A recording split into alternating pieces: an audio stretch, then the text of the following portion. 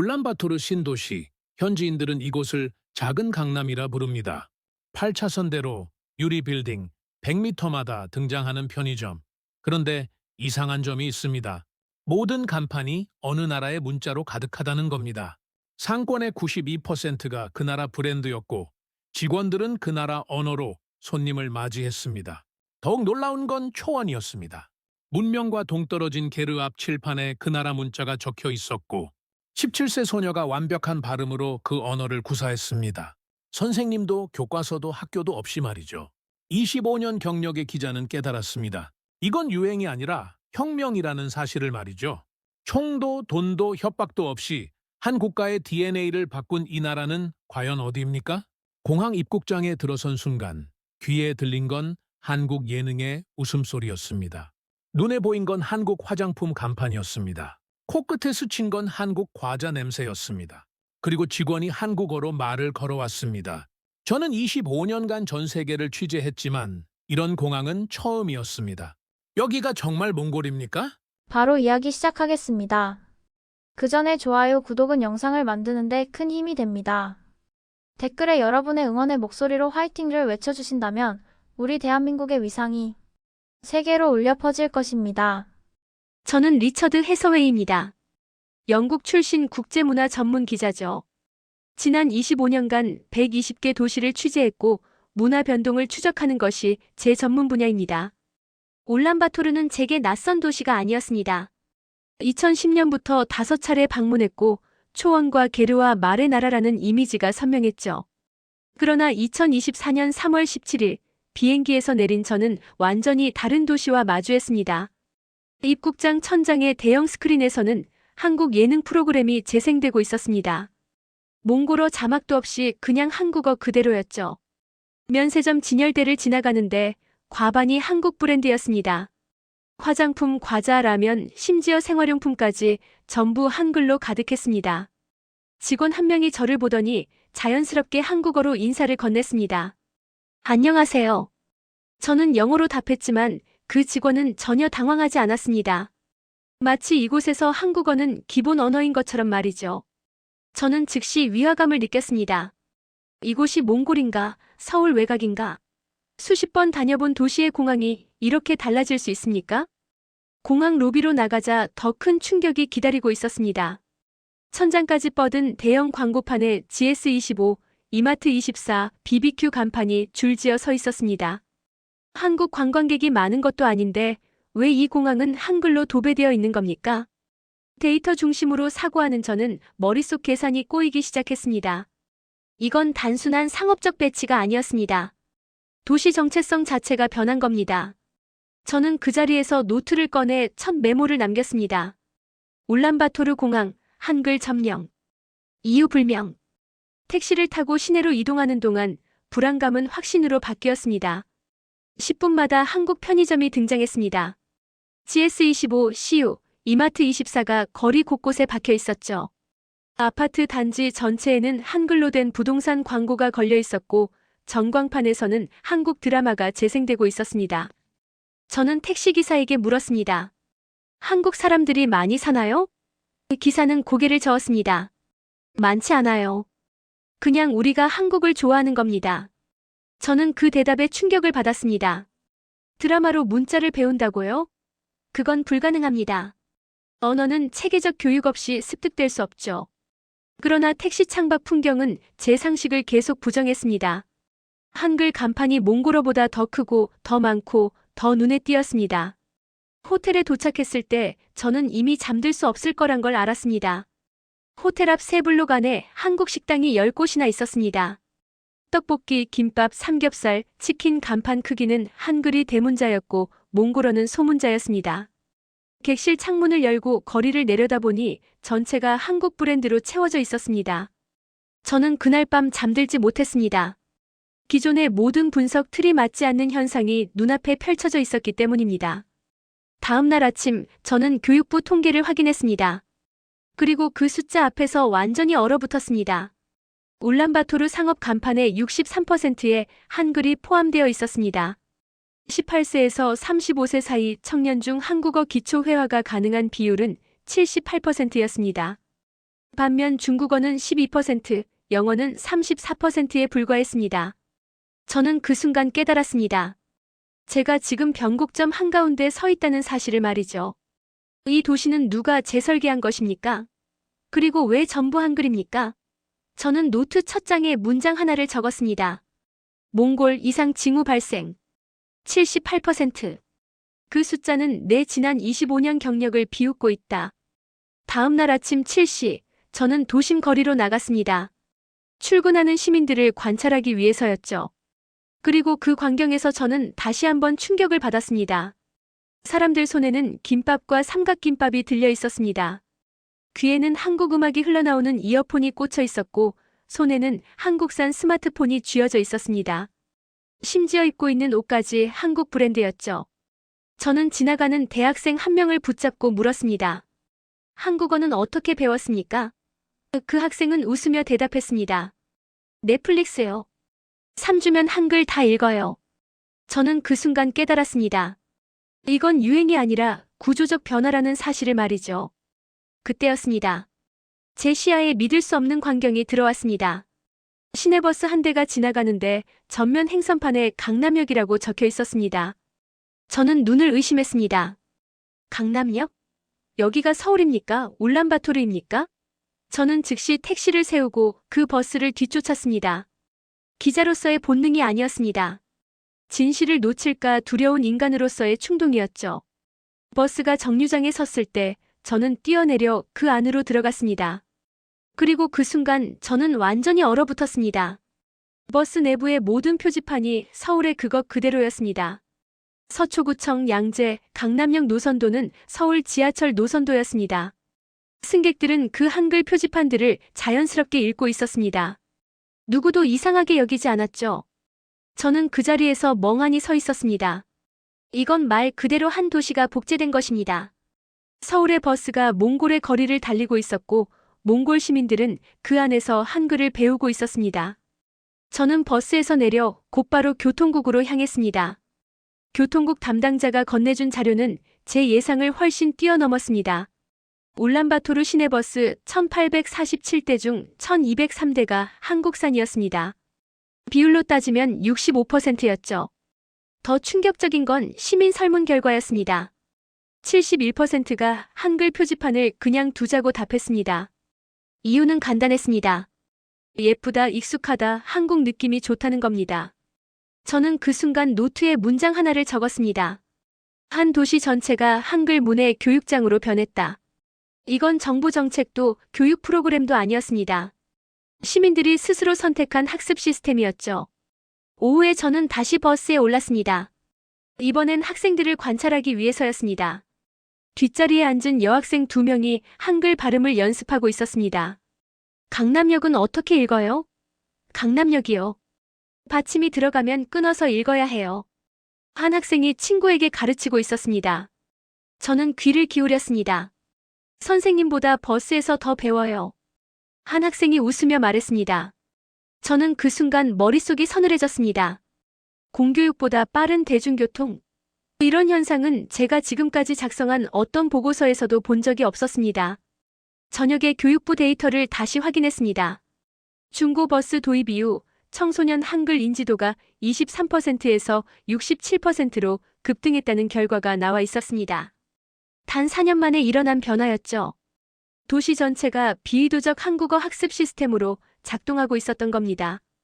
저는 그날 밤 호텔방에서 긴 시간 동안 생각했습니다. 서울의 지하철 노선도가 몽골 어린이들의 첫 교재가 되어 있었습니다. 도시 전체가 거대한 한글 실험실이었습니다. 그리고 이 모든 것은 누구의 계획도 아니었습니다. 시민들이 스스로 만들어낸 변화였죠. 저는 노트 마지막 페이지에 문장 하나를 적었습니다. 1200대의 버스가 한국과의 정체성을 바꾸고 있다. 그리고 처음으로 복제라는 단어를 사용했습니다. 이 도시는 서울을 복제하고 있었고 그 중심에는 한글이 새겨진 버스들이 있었습니다. 울란바토르에서 차로 4시간을 달렸습니다. 초원으로 가는 길이었죠. 저는 확신하고 있었습니다.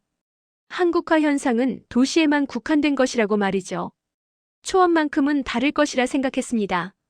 그러나 저는 완전히 틀렸습니다. 마을 이장이 저를 맞이했습니다. 첫 마디가 충격적이었죠. 나란히를 만나러 오셨죠? 저는 멈칫했습니다. 한국어 독학 소녀가 이미 전국적으로 유명하다니 도대체 무슨 일이 벌어지고 있는 겁니까? 도시에서 시작된 변화가 이 외딴 초원까지 닿았다는 말입니까?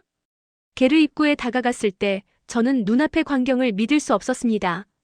칠판 하나가 세워져 있었고 거기에 한글 자모가 적혀 있었습니다. 가나다라 마바사 게르 입구에는 한글 포스터가 바람에 흔들리고 있었죠. 저는 그 자리에서 노트를 꺼내 적었습니다. 도시에서 시작된 변화가 초원까지 닿았다. 그때 한 소녀가 게르 안에서 나왔습니다. 17세로 보이는 몽골 소녀였죠. 그런데 그 소녀가 입을 열었을 때 저는 완전히 얼어붙었습니다. 안녕하세요, 해서웨이 기자님. 완벽한 한국어 발음이었습니다. 억양도 끊어 읽기도 심지어 존댓말까지 정확했습니다. 저는 반사적으로 물었습니다. 한국에서 살았습니까? 나라는 고개를 저었습니다. 아니요. 한 번도 가본 적 없어요. 저는 충격을 받았습니다. 이 아이는 한국인이 아닌데 왜 이렇게 정확하게 발음하는 겁니까? 나라는 저를 게르 안으로 안내했습니다. 그리고 자신의 학습 과정을 보여주기 시작했습니다. 2019년 겨울, 나라는 태블릿 하나를 손에 넣었습니다. BBC 다큐멘터리를 보다가 우연히 한국 드라마 자막을 발견했죠. 그 자막을 스크린샷으로 찍어 모으기 시작했습니다. 자음 14개, 모음 10개를 스스로 분해하고 조합했습니다. 3주 만에 읽기를 마스터했고 한 달 동안 500단어를 암기했습니다. 저는 그 말을 듣고 믿을 수가 없었습니다. 선생님 없이 언어를 배운다는 게 가능합니까? 나라는 웃으며 대답했습니다. 한글은 과학이에요. 규칙만 알면 모든 걸 읽을 수 있어요. 저는 그 순간 깨달았습니다. 이 아이는 한글의 구조를 본능적으로 이해하고 있었던 겁니다. 나라는 자신이 만든 한글 교재를 보여줬습니다. 몽골의 전설이라는 제목이 붙어 있었죠. 몽골 전통 이야기를 한글로 적은 책이었습니다. 한글로 우리 이야기를 쓰면 더 정확해요. 키릴 문자보다 발음을 잘 표현할 수 있거든요. 나란의 말에 저는 할 말을 잃었습니다. 외국 문자가 자국 문화를 더 정확히 기록한다니 이건 문명사적 역설이 아닙니까? 오후 3시 나란의 수업이 시작됐습니다. 게르 안으로 사람들이 모여들기 시작했죠. 목동, 주부 아이들, 심지어 노인까지 30명이 넘는 사람들이 모였습니다. 나라는 케이팝 노래 가사를 칠판에 적었습니다. 받침이 들어가면 소리가 달라져요. 감사합니다를 보세요. 감사합니 다로 끊어서 읽어야 해요. 학생들은 따라 읽기 시작했습니다. 초원의 바람소리와 케이팝 음악이 섞였습니다. 저는 그 광경을 멍하니 바라보고 있었습니다. 한글이 초원에 뿌리내리는 순간을 목격하고 있었던 겁니다. 수업이 끝난 후 저는 나란에게 물었습니다. 왜 한국어를 배우려고 합니까? 나란은 초원을 바라보며 대답했습니다. 한글은 저희에게 외국 문자가 아니에요. 새로운 도구예요. 이 도구로 우리 문화를 더 잘 표현하고 더 넓은 세상과 연결될 수 있어요. 저는 그 순간 깨달았습니다. 나라는 선생님이 아니었습니다. 혁명의 불씨였죠. 초원의 바람 속에서 들린 것은 말 울음소리가 아니라 한국어였습니다. 그리고 이 작은 게르에서 시작된 변화는 국가 전체를 흔들고 있었습니다. 저녁 노을 아래서 저는 노트에 문장 하나를 적었습니다. 초원에서 시작된 이 작은 교실은 국가 전체를 흔들고 있다. 나라는 한글의 과학을 본능적으로 이해하고 있었다. 그리고 저는 마치 미래를 먼저 본 사람처럼 멍하니 그 소녀를 바라보고 있었습니다. 울란바토르로 돌아온 다음 날 저는 신도시로 향했습니다.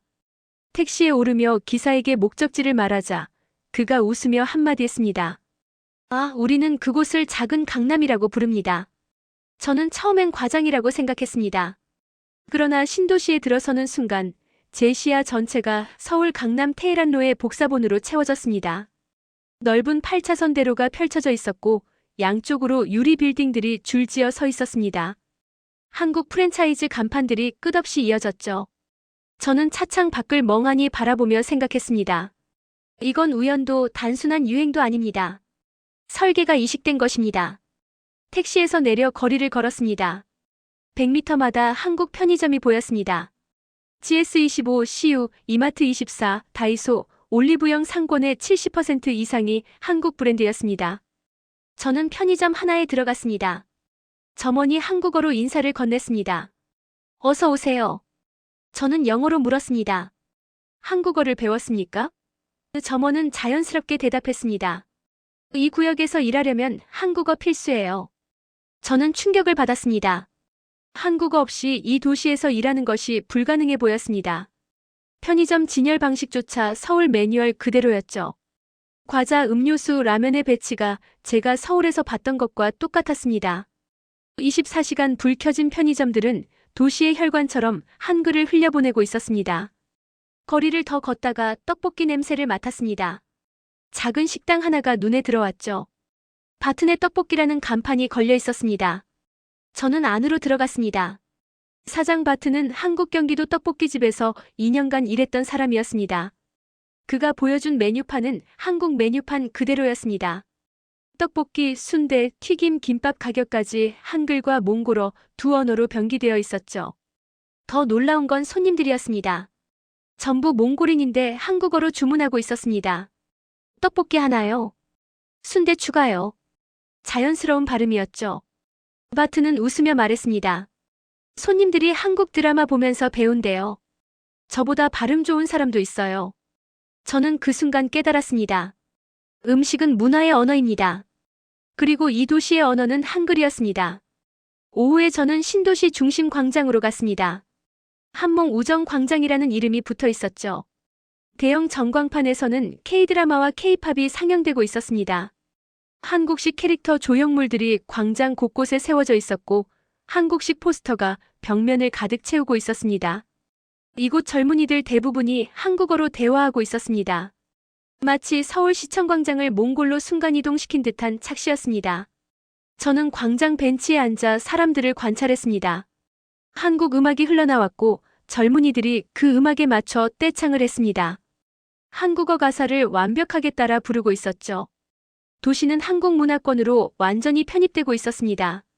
저는 그 광경을 보며 불안이 공포로 바뀌는 걸 느꼈습니다. 저녁에 저는 부동산 중개사무소를 찾았습니다. 신도시 개발 지도를 보고 싶었기 때문이죠. 중개사가 건네준 설계도를 보는 순간 저는 완전히 얼어붙었습니다. 도로 구조가 강남 테헤란로와 80에서 90% 동일했습니다. 도로 폭, 인도 넓이, 건물 규격까지 한국 기준으로 설계되어 있었습니다. 중개사는 2019년 서울시와 협력한 도시계획 문건을 보여줬습니다. 한국 전문가들이 설계에 참여했어요. 우리는 강남처럼 되고 싶었거든요. 저는 그 말에 충격을 받았습니다. 설계까지 한국식이라면 이 변화는 되돌릴 수 없습니다. 밤이 되자 신도시는 한글 간판으로 환하게 빛났습니다. 저는 호텔로 돌아가는 길에 노트를 꺼내 적었습니다. 이 도시의 설계 언어는 더 이상 몽골어가 아니었다. 한국어였다. 도시의 심장박동이 한국어 리듬으로 뛰고 있었다. 그리고 한 문장을 더 추가했습니다. 작은 강남. 그 표현이 오히려 겸손했다. 다음 날 저는 중국 대사관에 인터뷰를 요청했습니다. 몽골에서 벌어지는 한국화 현상을 이해하려면 중국의 시각도 들어야 했기 때문이죠. 그러나 일주일이 지나도 답이 없었습니다. 재차 문의했지만 돌아온 답변은 단 한 줄이었습니다. 현재 인터뷰가 어렵습니다. 저는 그 침묵이 불길하다고 느꼈습니다. 패권국의 침묵은 언제나 무언가를 감추고 있을 때 나오는 법입니다. 저는 교육부 국제협력국을 찾아갔습니다. 담당자는 조심스럽게 문건 하나를 건넸습니다. 그 문건을 펼치는 순간 저는 숨이 멎는 듯한 충격을 받았습니다. 지난 15년간 중국이 몽골에 쏟아부은 돈은 5억 달러였습니다. 공자학원 5곳을 설립했고 교수를 파견했으며 장학금을 제공했고 무료 교재를 배포했습니다. 그러나 실제 중국어 능숙자는 100명도 채 되지 않았습니다. 반면 한국어 독학자는 15만 명을 돌파했습니다. 한국 정부가 투입한 예산은 거의 없었습니다. 한국문화원 운영비 정도가 전부였죠. 저는 노트에 적었습니다. 이건 단순한 실패가 아니다. 전략의 붕괴다. 오후에 저는 공자학원을 방문했습니다. 3층짜리 건물은 조용했습니다. 너무 조용했죠. 오후 3시인데도 학생이 23명밖에 보이지 않았습니다. 복도는 텅 비어 있었고 교실 대부분이 불이 꺼져 있었습니다. 한 교실 문을 열고 들어가자 칠판에는 복잡한 한자들이 빼곡히 적혀 있었습니다. 수업을 참관했습니다. 선생님은 열심히 가르쳤지만 학생들의 얼굴에는 희망이 없었습니다. 수업 난이도가 너무 높았기 때문이죠. 한 중년 남성이 수업 후 저에게 말했습니다. 6개월 배웠는데 아직 100자도 못 외웠습니다. 너무 어려워요. 저는 그 말에 가슴이 먹먹해졌습니다. 복잡한 문자는 사람을 포기하게 만들고 있었습니다. 공자학원 원장을 만났습니다. 그는 힘없는 목소리로 말했습니다. 정부 지원은 많습니다. 그런데 학생들이 오지 않습니다. 한자가 너무 어렵다고들 하죠. 저는 물었습니다. 한국문화원과 비교하면 어떻습니까? 원장은 한숨을 쉬었습니다. 비교가 안 됩니다. 저쪽은 대기 명단이 300명이 넘는다고 들었습니다. 저는 곧바로 한국문화원으로 향했습니다. 건물은 공자학원의 10분의 1 크기였습니다. 그러나 복도는 사람들로 꽉 차 있었습니다. 한글반 3주 과정은 만석이었고 대기자 명단에는 300명이 넘는 이름이 적혀 있었습니다. 저는 믿을 수가 없었습니다. 이렇게 작은 건물에 이렇게 많은 사람들이 몰려든다니 말이죠. 원장 김 선생을 만났습니다. 그는 웃으며 말했습니다. 우리는 광고를 한 적이 없습니다. 다 자발적으로 오는 거예요. 입소문만으로 이렇게 됐죠. 저는 수업을 참관하고 싶다고 요청했습니다. 교실 안은 열기로 가득했습니다. 선생님이 칠판에 가꿔 고를 적었고 학생들은 따라 읽었습니다. 단 5분 만에 읽기 시작했습니다. 한 학생이 K-팝 가사를 들고 와서 물었습니다. 이 받침은 어떻게 읽어요? 선생님이 설명했고 학생은 곧바로 이해했습니다. 아이들의 눈이 반짝였습니다. 한글의 단순함은 사람들에게 희망을 주고 있었습니다. 저는 그 순간 깨달았습니다. 문자가 가진 힘의 차이를 말이죠. 수업이 끝난 후 저는 한 학생에게 물었습니다. 왜 한국어를 배우려고 합니까? 학생은 웃으며 대답했습니다. 쉬워요. 그리고 재미있어요. 드라마도 보고 노래도 들을 수 있잖아요. 저는 공자학원에서 들었던 너무 어렵다는 말과 대조되는 답변에 충격을 받았습니다. 저녁에 저는 두 기관의 데이터를 비교했습니다. 중국은 위에서 아래로 돈으로 밀어붙였지만 실패했습니다. 한국은 아래에서 위로 선택으로 이끌었고 성공했습니다. 돈은 많았지만 매력은 없었습니다. 반대로 한국은 돈은 적었지만 매력이 넘쳤습니다. 저는 노트 마지막 장에 문장을 적었습니다. 문자가 문명을 바꾸는 순간을 나는 목격하고 있었다. 강요가 선택을 이길 수 없다는 사실이 증명됐다. 나는 그날 문자 전쟁의 승자를 보았다. 그리고 한 줄을 더 추가했습니다. 5억 달러가 만들어낸 것은 단 100명뿐이었다. 영원히 만들어낸 것은 15만 명이었다. 다음 날 저는 몽골 통계청을 찾아갔습니다. 현장에서 본 것들을 숫자로 확인하고 싶었기 때문이죠. 통계청장 감바트 박사가 저를 맞이했습니다. 그는 차분한 목소리로 말했습니다. 해서웨이 기자님, 숫자가 모든 걸 말해줍니다. 그리고 두꺼운 보고서 하나를 건넸습니다. 첫 페이지를 펼치는 순간 저는 완전히 무너졌습니다. 한국어를 구사할 수 있는 청년 비율이 4년 전 34%에서 78%로 급증했습니다. 반면 영어는 34%에서 36%로 거의 제자리였고 중국어는 오히려 12%에서 9%로 감소했습니다. 저는 그 순간 깨달았습니다. 제 직업적 자존심이 흔들리고 있다는 사실을 말이죠. 이건 학습이 아니다. 변환이다. 저는 노트에 적었습니다. 감바트 박사가 다음 페이지를 펼쳤습니다. 한글 습득 속도를 보십시오. 초등학생은 평균 2주 만에 읽기를 마스터했습니다. 영어는 평균 9개월이 걸렸고 중국어는 평균조차 계산할 수 없었습니다. 중도 포기자가 너무 많았기 때문이죠. 감바트 박사는 말했습니다. 한글의 구조가 알타이어족 언어에 너무 잘 맞습니다. 몽골어와 의문체계가 유사하거든요. 저는 그 설명에 전율했습니다. 문자 하나가 문화권을 이동시키고 있었습니다. 숫자들은 잔인할 정도로 명확했죠. 저는 감바트 박사에게 물었습니다. 상권 데이터도 있습니까? 그는 고개를 끄덕이며 다음 자료를 펼쳤습니다. 편의점의 92%가 한국 브랜드였습니다. 화장품은 67%, 전자제품은 54%, 식당은 35%였습니다. 신도시로 범위를 좁히면 한 식당이 72%를 차지했습니다. 저는 노트에 적었습니다. 92%. 나는 이런 수치를 유라시아에서 본 적이 없다. 이건 시장 점유율이 아니라 문화 점유율이다. 감바트 박사는 위성 사진을 꺼냈습니다. 도시 구조를 보십시오. 울란바토르 신도시 40%가 강남 구조로 재개발되어 있었습니다. 도로 폭, 인도 넓이, 건물 규격까지 한국 기준이었죠. 젊은 층의 62%가 한국식 지역에 거주하고 있었습니다. 저는 위성사진 2장을 겹쳐봤습니다. 서울 강남과 울란바토르 신도시가 거의 일치했습니다. 도시가 한국식으로 숨을 쉬고 있었습니다. 저는 중얼거렸습니다. 감바트 박사는 고개를 끄덕였습니다. 한 도시는 의도 없이 스스로 한국식을 선택했습니다. 우리가 조사한 결과 정부 주도가 아니라 시민 주도였어요. 마지막으로 감바트 박사는 국민 의식 조사 결과를 보여줬습니다. 어느 나라 문화가 가장 친근한가? 라는 질문에 한국이 54%로 1위였습니다. 러시아는 23%, 자국 전통은 18%, 중국은 3%에 불과했습니다. 저는 보고서를 들고 있던 손이 떨렸습니다. 이것은 강요 없는 정체성 재편이다. 저는 노트에 적었습니다. 감바트 박사는 창밖을 바라보며 말했습니다. 해서웨이 기자님, 우리는 한국인이 되고 싶은 게 아닙니다. 다만 한국이라는 도구를 통해 더 나은 미래를 보고 있을 뿐이죠. 한글은 배우기 쉽고 한국 도시는 살기 좋고 한국 문화는 우리와 잘 맞습니다. 저는 통계청을 나서며 복도에서 잠시 멈춰 섰습니다. 통계청 직원들이 한국어로 인사를 주고받고 있었습니다. 안녕하세요.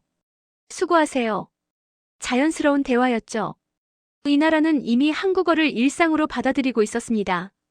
저녁에 호텔로 돌아와 노트를 정리했습니다. 78%, 92%, 54% 모든 숫자가 한 방향을 가리키고 있었습니다. 저는 문장 하나를 적었습니다. 내 보고서의 모든 가정이 부서졌다. 문화는 숫자가 될 때 진실을 드러낸다. 한국은 침묵했고 몽골은 선택했다. 창밖으로 신도시의 야경이 보였습니다. 한글 간판들이 도시를 밝히고 있었죠. 화장품 매장 앞에는 젊은 여성들의 대기줄이 길게 늘어서 있었습니다. 공원에서는 케이팝 음악이 들려왔습니다. 한국식 구역 공원의 벤치는 강남 공원과 똑같은 배치였습니다. 저는 마지막 문장을 노트에 적었습니다. 문화의 패권은 이미 넘어갔다. 강요는 사라지고 매력만이 남았다. 그리고 감바트 박사와 나눴던 긴 침묵을 떠올렸습니다.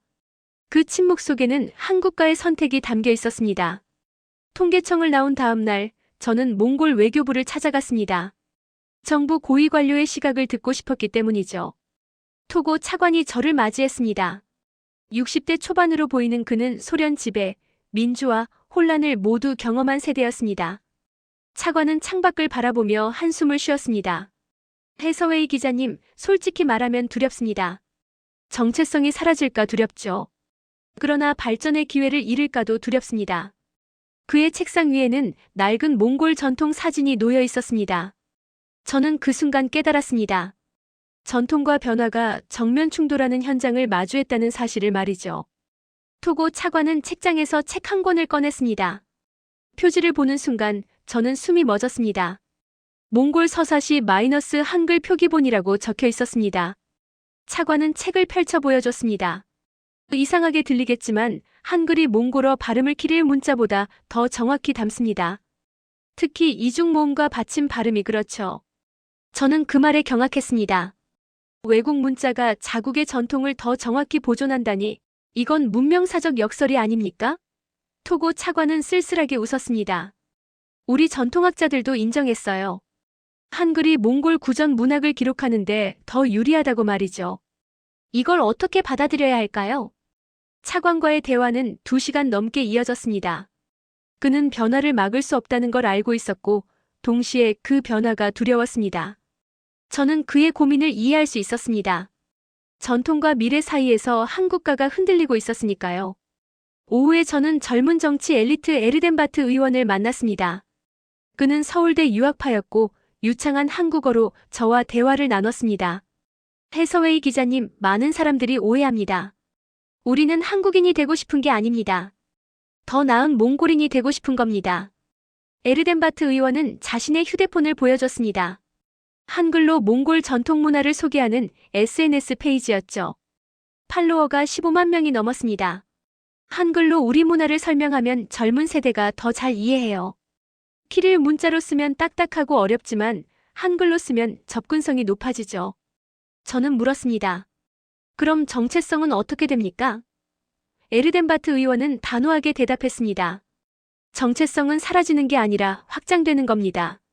한국어는 도구예요. 한국식 도시는 미래고 한국 기술은 기회죠. 우리는 이 도구들로 더 강한 몽골을 만들고 있습니다. 그의 말에 저는 충격을 받았습니다. 한국화가 아니라 현대화입니다. 제가 지금까지 봐왔던 현상을 완전히 다른 시각으로 해석하고 있었던 겁니다. 젊은 세대에게 한국은 지배자가 아니라 도구였습니다. 저녁에 저는 나란에게 영상통화를 걸었습니다. 초원에서 만났던 그 17세 소녀가 화면에 나타났습니다. 배경에는 온라인 한글 수업이 진행되고 있었죠. 화면 하단에 수강생 수가 표시되어 있었습니다. 300명이었습니다. 나라는 웃으며 말했습니다. 기자님, 저 기억하세요? 지금 온라인으로 전국에 한글을 가르치고 있어요. 저는 물었습니다. 한국인이 되고 싶습니까? 나라는 고개를 저었습니다. 아니요. 저는 한국인이 되려는 게 아니에요. 몽골을 더 잘 표현하고 싶을 뿐이에요. 한글은 제 세계를 넓힐 뿐이에요. 저는 그 말에 뭉클함을 느꼈습니다. 이 소녀는 문화의 소비자가 아니라 창조자였습니다. 한글이라는 도구로 자신의 정체성을 확장하고 있었던 겁니다. 통화를 끝내고 저는 오랫동안 생각했습니다. 토고 차관의 두려움, 에르덴바트 의원의 확신, 나란의 창조성, 이 모든 게 하나의 진실을 가리키고 있었습니다. 이 변화는 국가적 계획도 외부 강요도 경제 압박도 아니었습니다. 완전한 자발적 선택이었죠. 저는 노트를 펼쳤습니다. 그리고 제 생각을 정리하기 시작했습니다. 몽골은 한국에 동화된 것이 아니라 한글이라는 도구로 자신들의 정체성을 확장한 것이다. 정체성이란 사라지는 것이 아니라 진화하는 것이었다. 한글은 침입자가 아니라 도구였다. 창밖으로 정부 청사 최상층에서 내려다본 한글 간판의 바다가 보였습니다. 에르덴바트 의원의 책상 위에 놓였던 서울대 졸업사진이 떠올랐습니다. 나란의 온라인 강의 채팅창에 몰려들었던 감사합니다 메시지들이 기억났습니다. 저는 마지막 문장을 노트에 적었습니다. 변화의 중심에는 한 소녀가 있었다. 나는 이 모든 것을 바꿔야 했다. 보고서도 생각도 세계관도. 그리고 처음으로 제 노트에 이 문장을 추가했습니다. 정체성 선택. 2년간의 취재가 끝났습니다. 저는 공항으로 가는 택시에 올랐습니다. 마지막 순간까지 저는 관찰을 멈추지 않았죠. 택시기사가 라디오를 틀었습니다. K-팝이 흘러나왔습니다. 기사는 자연스럽게 따라 불렀습니다. 저는 물었습니다. 한국처럼 변하는 게 좋습니까? 그 기사는 웃으며 대답했습니다. 좋아요. 우리가 원해서 하는 거니까요. 그 한 문장이 2년의 취재를 요약했습니다. 강요가 아니라 선택이었습니다. 저는 전율했습니다. 도시 전체가 증명하고 있었죠. 이 변화는 위에서 내려온 게 아니라 아래에서 올라온 것이었습니다. 공항에 도착했습니다. 체크인 카운터 직원이 한국어로 말을 걸었습니다. 안녕하세요, 여권 부탁드립니다. 저는 영어로 답했습니다. 그러나 직원은 계속 한국어로 대화를 이어갔습니다. 마치 이곳의 기본 언어가 한국어인 것처럼 말이죠. 저는 깨달았습니다. 이곳의 언어는 선택의 결과였다는 사실을 말이죠. 면세점은 한국 화장품, 한국 과자, 한국 패션으로 붐볐습니다. 2년 전 처음 이곳에 도착했을 때와 비교하면 한국 브랜드 비중이 더 높아져 있었습니다. 공항 전체에서 K-팝 음악이 배경음으로 흘러나왔습니다. 도시는 한국어로 숨쉬고 있었습니다. 탑승구로 가는 길에 저는 멈춰 섰습니다. 대형 전광판에 몽골 관광 홍보 영상이 재생되고 있었는데 자막이 한글이었습니다. 몽골어도 영어도 아닌 한글이었죠. 저는 그 광경을 보며 노트에 적었습니다. 도시는 한국어로 숨쉬고 있었다. 비행기에 탑승했습니다. 제 옆자리에 젊은 학생이 앉았습니다. 서울대 교환학생 배지를 달고 있었죠. 저는 호기심에 물었습니다. 서울대에 가십니까? 학생은 밝게 웃었습니다. 네, 교환학생이에요. 나란 선생님에게 한국어 배웠어요. 선생님이 저희 인생을 바꿨어요. 저는 충격을 받았습니다. 초원의 작은 게르에서 시작된 변화가 이제 세계 대학까지 연결되고 있었습니다.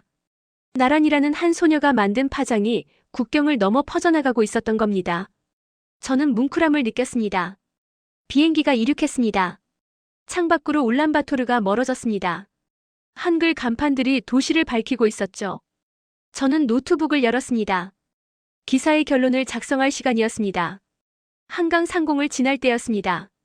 창밖으로 서울이 보였습니다. 저는 2년 전 울란바토르 공항에 도착했던 순간을 떠올렸습니다. 그때의 충격, 혼란, 의문들이 지금은 명확한 결론으로 정리되고 있었습니다. 저는 키보드를 두드리기 시작했습니다. 한국은 돈을 쓰지 않았다. 언어는 과학이었고, 드라마는 정서였고, 음악은 리듬이었다. 강요가 아니라 선택을 만들어냈다. 손가락이 멈추지 않았습니다. 2년간 모았던 모든 생각이 흘러나왔죠. 21세기의 패권은 총성으로 유지되지 않는다. 그것은 매력으로 복제된다. 저는 그 문장을 적으며 전율했습니다. 문자는 총보다 멀리 날아갔습니다. 문화는 군대보다 강했습니다. 선택은 강요를 이겼습니다. 인천공항에 착륙하기 직전 저는 기사의 마지막 문단을 완성했습니다. 소프트 파워란 선택을 만들어내는 힘이다. 한국은 강요하지 않았다. 그럼에도 몽골은 스스로 한국을 선택했다. 이것은 문화의 침략이 아니라 선택의 승리다. 비행기가 착륙했습니다. 저는 노트북을 닫으며 생각했습니다. 나는 25년 경력의 모든 보고서를 다시 써야 했습니다. 문화는 흐르고 국경은 무너졌습니다. 총성 없이 이뤄진 최초의 문화 복제였습니다. 공항 밖으로 나왔습니다. 한강이 보였습니다. 저는 과거 서울 취재 기억을 떠올렸습니다. 그때는 몰랐습니다. 이 도시가 만들어낸 문화가 초원까지 닿을 줄은 말이죠. 한글이 한 소녀의 게르에서 혁명이 될 줄은 말이죠. 호텔에 도착해 기사를 최종 검토했습니다. 마지막 문장을 다시 읽었습니다. 강요가 선택을 이길 수 없다.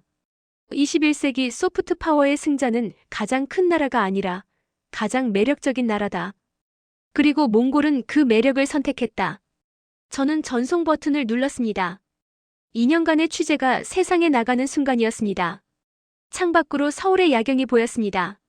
이 도시가 만들어낸 한글, 드라마, 음악이 지금 초원을 바꾸고 있었습니다.